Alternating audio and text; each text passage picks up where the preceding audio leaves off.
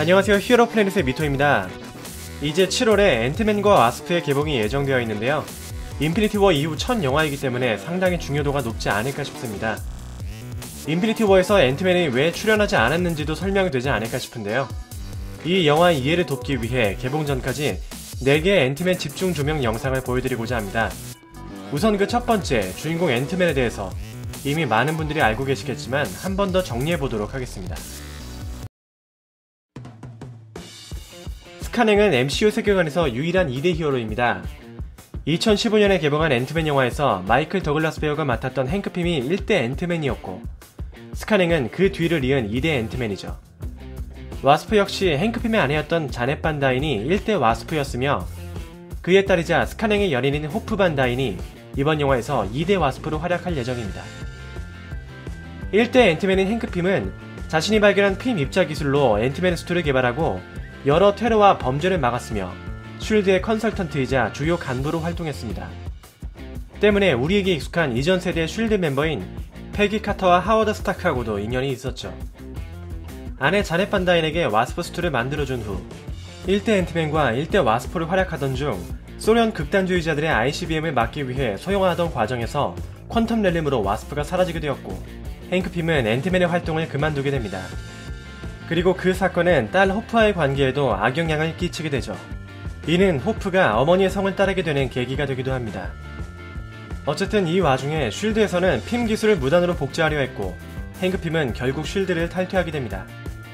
그 후 행크 핌은 핌 테크놀로지를 창업해서 성공시킨 후 자신의 제자인 데런 크로스를 후계자로 삼아 사업을 물려주고자 했지만, 그가 돈의 목적을 두고 핌 입자 기술을 무기로 상용화하려는 것을 알고 이를 막으려 합니다. 하지만 데런 크로스에 의해 강제로 은퇴당한 후 아내에 대한 트라우마가 있던 행크 핌은 자신의 딸 호프 반 다인 대신 평소 눈여겨보던 스카냉을 후보로 점찍고 2대 앤트맨의 자리를 물려주고자 합니다. 전기공학 석사 학위를 갖고 있는 기술자지만 비밀리에 범죄자들에게 강도짓을 벌이고 피해자들에게 보상해주는 의적 활동을 해오던 스카냉은 딸 캐시랭이 태어난 후 의적 활동을 그만두게 되는데요. 자신의 회사 비스타코프가 비리를 저지른 것을 알고 언론에 고발하지만 쫓겨나게 되고, 이에 격분하여 비스타코프의 본사에 잠입, 그 복잡한 시스템을 해킹해서 고객들에게 돈을 모두 돌려주고 CEO 맨션에까지 침입해서 비싼 물건들을 훔치고 차를 수용장에 빠뜨립니다. 이 사건으로 스카냉은 3년형을 선고받고 감옥에서 루이스라는 친구를 만나게 되며, 그 기간 중 아내는 짐 팩스톤이라는 경찰과 재혼을 하죠. 시간 흐름상 울트론의 소코비아 사태 후 출소한 스캇은 맘 잡고 제대로 살아보려고 하지만 취업의 길은 굉장히 험난합니다. 결국 루이스에게 들은 정보로 마지막 한탕을 시도하는데요. 이 한탕이 바로 1대 앤트맨 행크 핌이 2대 앤트맨을 물려주기 위한 큰 그림이었죠. 우여곡절 끝에 앤트맨이 되기로 한 스카냉은 행크 핌과 호프 반 다인의 도움으로 마침내 2대 앤트맨으로 거듭나게 됩니다. 첫 번째 임무는 하워드 스타크의 폐 창고에서 주요 장치를 빼내오는 것이었는데요.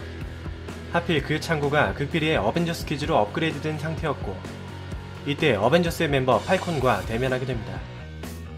팔콘은 앤트맨이 수상하지만 아기가 없는 것을 알았고, 이때의 인연으로 11호 때 팔콘이 앤트맨을 영입하는 계기가 되죠.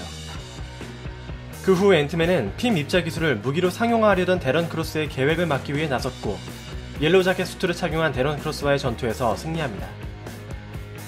그리고 이때 앤트맨이 딸 캐시를 구하기 위해 소형화하면서 퀀텀 렐름에 빠지게 되는데요. 캐시의 부름에 정신을 차린 후 퀀텀 렐름에서 빠져나올 수 있게 됩니다.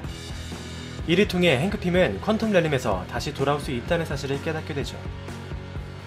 여기까지가 2015년에 개봉한 영화 앤트맨의 전체적인 내용입니다. 그 후 앤트맨은 캡틴 아메리카 11호에 등장하게 됩니다. 팀 멤버를 구하는 과정에서 팔콘은 스카냉을 데려오죠. 캡틴의 덕후이기도 한 앤트맨은 캡틴의 팀에서 아이언맨 팀 멤버들과 싸우게 되는데요. 이때는 소형화뿐만 아니라 원작에서는 자이언트맨이라 불리는 대형화 능력까지 보여줍니다.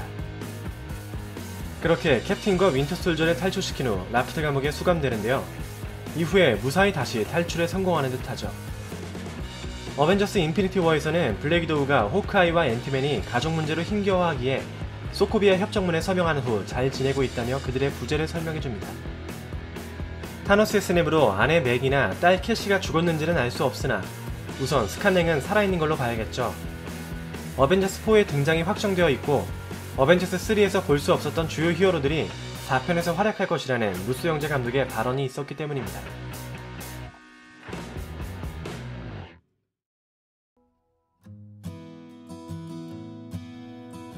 앤트맨과 와스프는 나프트 감옥에서 빠져나오는 앤트맨 스카냉의 이야기를 그릴 것으로 보입니다. 스파이더맨 홈커밍처럼 11호 직후의 시간대를 다루는 것이죠. 개봉은 인피니티 워 직후에 하는 것이지만 같은 세계관이기 때문에 앤트맨과 와스프의 후반부나 쿠키 영상에는 타노스의 스냅과 관련된 것이 나오는 것이 필연적으로 보입니다. 앤트맨과 와스프가 자넷 반다인의 퀀텀 렐름에서 구조하고 새로운 악당 고스트와 싸우는 내용이다 보니 앤트맨 영화에서 마지막에 은퇴하다시피 하며 캐시와 잘 지내는 스카냉이 다시 한번 문제가 꼬여 앤트맨으로 돌아오는 것을 추측해볼 수 있겠습니다. 이젠 앤트맨보다 더 강하고 스펙타클한 호프 반다인 와스프와의 듀엣도 보여줄 수 있는 상황이며 공개된 예고편에서는 다시 한번 거대해지는 장면이 나와서 큰 기대를 모으고 있는데요. 과연 앤트맨은 앤트맨과 와스프 그리고 더 나아가서 어벤져스4에서 어떤 활약을 보여줄지 기대를 해보면서 영상을 마치겠습니다. 구독 꼭 부탁드리고요. 다음 영상으로 찾아오도록 하겠습니다. 감사합니다.